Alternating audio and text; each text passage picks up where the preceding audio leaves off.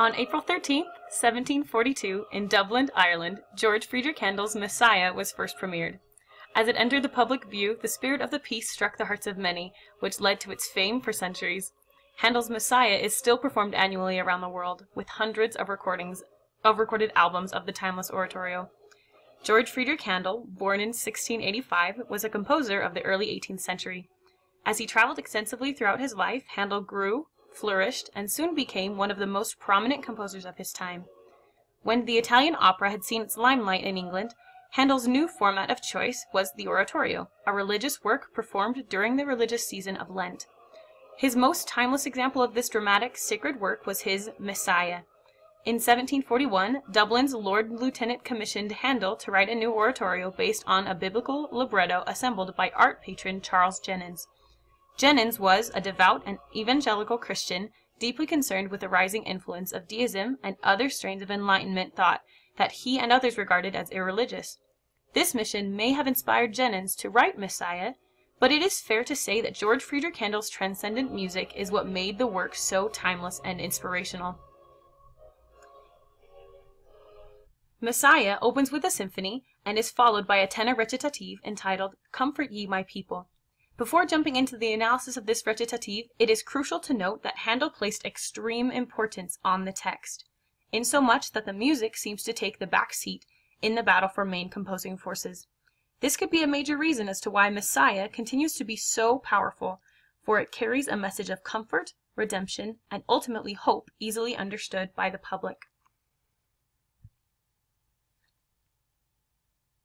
This first recitative can be split into three main parts, labeled here as A, B, and C, and shown in yellow.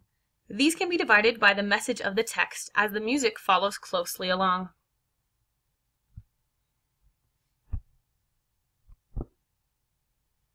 The first theme is a constant beating of eighth notes in the accompaniment except when a new textual theme enters. For example, the tenor sings alone in measures 4 and measure 8, which introduces and establishes the idea of the text, that being comfort given from God. The very first declaration of "Comfort ye" establishes another rhythmic motive shown throughout the remainder of the A section, reminding the listener of that first textual theme, and shown in this example.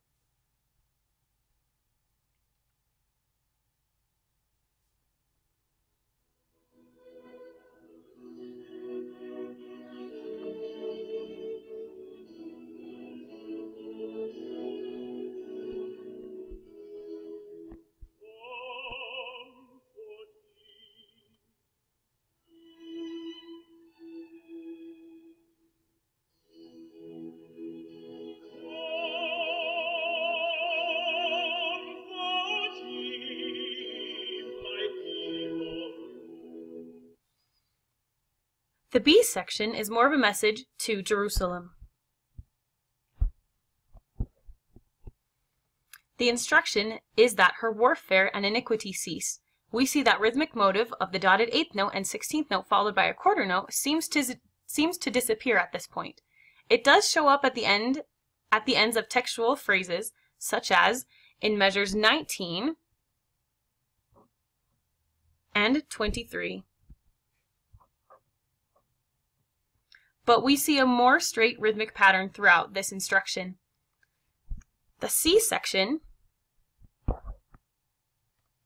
is more like an outro for the recitative.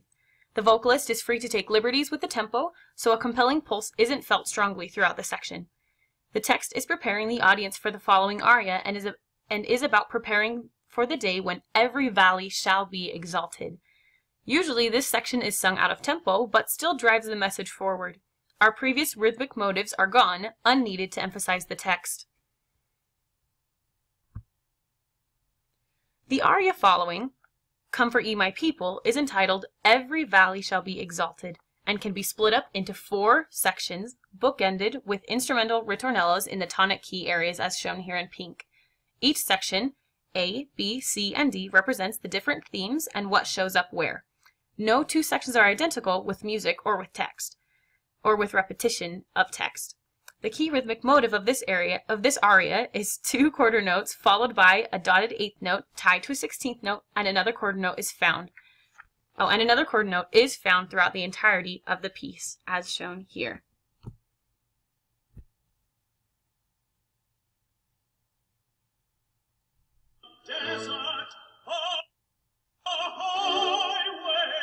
Here's the end of the recitative into the aria.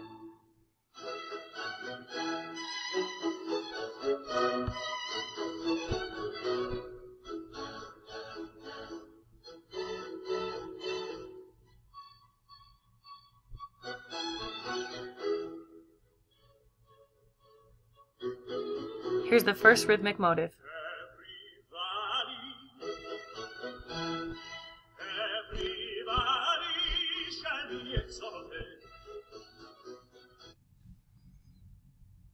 The A section starts in the tonic key and introduces the new textual theme with new rhythmic motives and starts extensive text painting that follows throughout the entirety of the piece. Handel sets every valley to an ascending melody with a leap up higher on the second syllable of valley, with the exception of 1 in the C section, where the first syllable starts high and drops an octave lower for the second half, as shown here. This melodic theme paints a picture of a valley itself throughout the piece, it having a dip and going back up to the top. Handel's use of melismas on the word exalted work their way higher into the range of the singer, giving the picture of something being lifted or exalted. In the B section, the music is set in the dominant key, and the text reads, "And every mountain and hill made low." The word mountain is shaped like that of a mountain, with an ascending melody, followed by a quick descending melody, as shown here. At this letter B, and every goes up like the side of a mountain, goes up to mountain, and then follows back down. The following text in measure 27 reads, "The crooked straight." The notes for crooked alternate back and forth, making the melodic line crooked, and then the word straight is indeed straight, as it is held on one note. The following text reads, "And the rough place is plain," which Handel sets on a straight or plain melody. The following melisma is an example of rough or alternating notes or places turning into plain or straight lines of music, and as is shown in this example.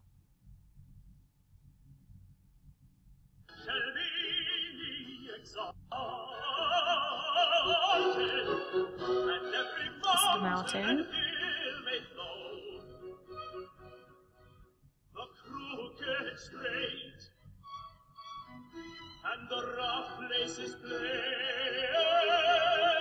Rough becoming plain. The C section is a reminder of the A section with a shorter repetition of the beginning text in a predominant key. The D section goes to the dominant,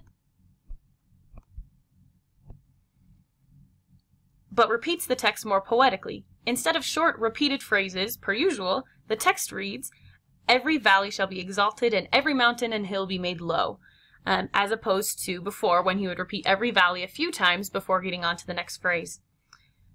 To close the piece, Handel reminds us,